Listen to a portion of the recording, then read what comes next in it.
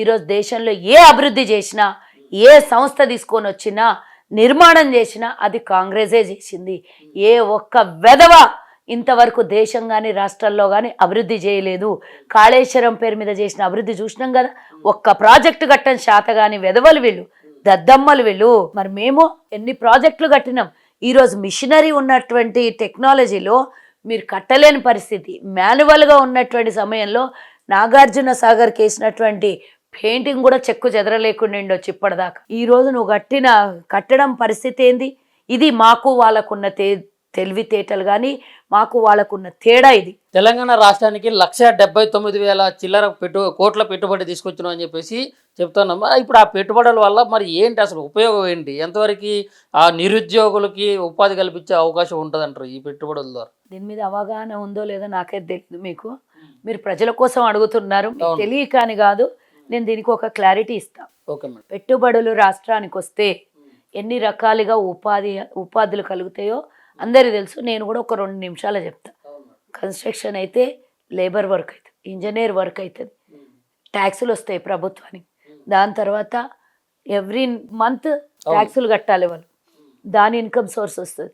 అంటే direct indirect Telangana రాష్ట్రంలో ఎన్నో మంది పెట్టుబడులు పెడితే ఎన్నో రకాలుగా డిఫరెంట్ సెక్టార్స్లల్లా చైన్ సిస్టమ్ లాగా వేల మంది లక్షల మందికి ఉపాధి కలుగుతుంది. ప్రభుత్వానికి పెట్టుబడులతో పాటు ఆదాయం కూడా చేకూరుతుంది.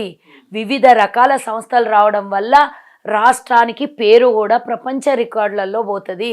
ఎందుకంటే మేము రాష్ట్రాలతోని పోటీ పడతలేం, మేము దేశాలతోని పోటీ పడుతుంది మా ప్రభుత్వం. ఈరోజు భారతదేశంలో ఉన్న రాష్ట్రాలతోని కాదు మా పోటీ, ప్రపంచ దేశాల్లో ఉన్నటువంటి వివిధ అభివృద్ధి జరిగిన దేశాలతోని మేము పోటీ పడాలి అనుకుంటున్నాము. 4th సిటీగా 4th స్టేట్గా మార్చాలనుకుంటున్నాం మేము అభివృద్ధి చేసి. ఇప్పటికే ఆల్రెడీ ఎన్నో సెక్టార్స్ పనిచేస్తూ ఉన్నాయి. నిన్న ముఖ్యమంత్రి గారు టూరిజం అభివృద్ధి చేయాలని చెప్పిండ్రు. మూసీని ఈరోజు సుందరీకరణ చెయ్యాలని తీసుకొని వెళ్తున్నారు.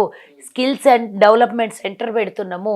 ఇలా వివిధ రకాలుగా మేము అభివృద్ధి చేయాలి. 5 ఏళ్లలో ఎవరు ఊహించనంత అభివృద్ధిని తీసుకెళ్ళాలి. ఈ ఇండైరెక్ట్లీ ఈ పెట్టుబడుల వల్ల 50,000 మంది ఉద్యోగాలకి, నిరుద్యోగ యువతని వివిధ సెక్టార్లలో ప్రైవేటు ఉద్యోగాలు దొరికే అవకాశం ఉంటుంది. మనం అనుకుంటున్నాం లక్షలాది నిరుద్యోగస్తులు ఉన్నారు.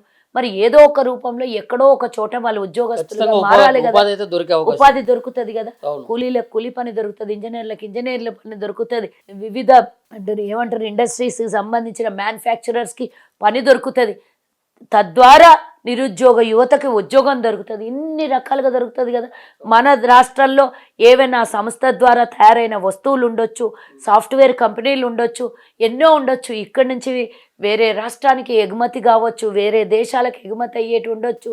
ఇక్కడి నుంచి విదేశాలకు మన ఈ సంస్థల ద్వారా ఉద్యోగస్తులు విదేశాలకు పోయే కూడా ఇక్కడ ట్రైన్ అయ్యి విదేశాలలో కూడా పోయి ఉద్యోగం చేసే అవకాశం కూడా దొరకవచ్చు. ఎన్నో ఉంటాయి కదా, వాళ్ళ సంస్థలు ఎక్కడెక్కడో పనిచేస్తాయి కదా విదేశీ పెట్టుబడులు. అంటే డైరెక్ట్ ఆర్ ఇండైరెక్ట్ ఎన్నో రకాల అవకాశాలు అవసరాలు తీరుతాయి కదా మనకు.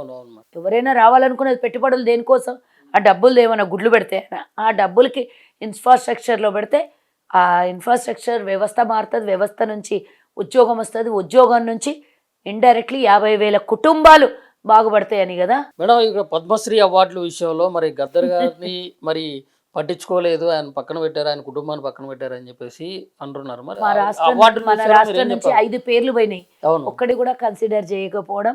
జనరల్గా వచ్చినటువంటి టాక్లో గద్దర్ గారికి ఇవ్వాల్సిందే అని ఎవరైనా అడుగుతారు కదా, అడిగారు. దానికి బండి సంజయ్ సమాధానం, ఇది అధిష్టానం పరిశీలించింది, ఏదన్నా ఉంటే మేము కూడా విన్నపం పంపిస్తాం, తెలంగాణలో అన్యాయం జరిగింది అని మేము మాట్లాడతాం. అంటే ఒక సభ్యతగా, ఒక సంస్కారంగా, లేదా కన్సిడర్ చేసిండ్రు అనే మాట అందరూ మనం యాక్సెప్ట్ చేసేవాళ్ళం.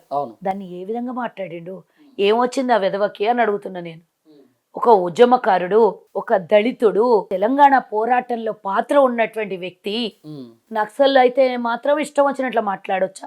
చనిపోయినటువంటి వ్యక్తి గురించి ఈ విధంగా దూషించొచ్చా? మీకు ఎవరు కూడా పెద్ద గొప్ప ఏం కాదు. మీకు అగ్ని మహాత్ముని చంపినటువంటి వంశంలో బతుకుతున్నటువంటి మీకేం పెద్ద కాదు అది. గాంధీ మహాత్ముడిని చంపిన వాళ్ళు గద్దర్ కన్నరనేది గ్యారంటీ.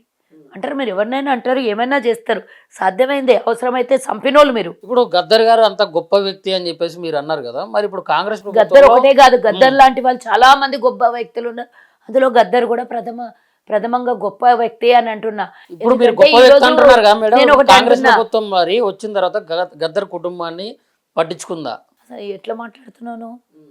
పట్టించుకోవడం అంటే ఏం చేయాలి? ఇంటికి తీసుకొచ్చి రోజు భోజనం పెట్టాలా? వెన్నెల ఆయన కూతురు వాళ్ళకి తగ్గ వెన్నెలకి గుర్తింపు మీరు ఇచ్చారా మేడం అంటున్నా. అమ్మా, ఉమ్. గతంలో ఆయనని కేసీఆర్ కలవనీయకుండా గేటు దగ్గర గంట కూర్చోబెట్టిన దాఖలాలు ఉన్నాయి. ఈరోజు పిలిచి వెన్నెలమ్మకి టికెట్ ఇచ్చింది ప్రభుత్వం, మాది మా పార్టీ టికెట్ ఇచ్చింది. ఓడిపోయినా కూడా గద్దర్ బిడ్డని గౌరవించి మళ్ళీ చైర్మన్ని చేసింది. ఇంతకన్నా ఎక్కువ గౌరవం ఎవరికి ఇవ్వాలి? మొన్న ₹1,00,00,000 ప్రకటించింది కదా ప్రభుత్వం ఆయన కుటుంబానికి. అవును. ఇవన్నీ మర్చిపోతే ఎట్టా? ఇంకేం గౌరవం ఇవ్వాలి? మా వల్ల ఇంత సాధ్యమైన పని అంతా చేస్తున్నాం కదా, అసాధ్యమైన పని చేయలేము. సాధ్యమైనది మాకు అనుకూలంగా ఉన్న ప్రతి పనిని మేము చేస్తున్నాము. ఓకే. మొన్న తెలంగాణ తల్లి ఆవిర్భావ దినోత్సవం రోజు 1,00,00,000 ఎంతో ప్రకటించారు కదా ప్రభుత్వము. మరి ఇంతకన్నా ఎక్కువగా ఇంకా మేము చేయగలిగింది ఏమన్నా ఉంటే ఎవరికైనా చేస్తాం, చేయగలిగిందల్లా చేస్తున్నాం కదా. పదవినిచ్చినాం, ప్రభుత్వం అంటే ఆయనకి ఇవ్వాల్సింది రెమ్యునైజేషన్ ప్రకటించినాం, ఇంకా ఏమి ఇవ్వాలని అది ఇచ్చినాం కదా.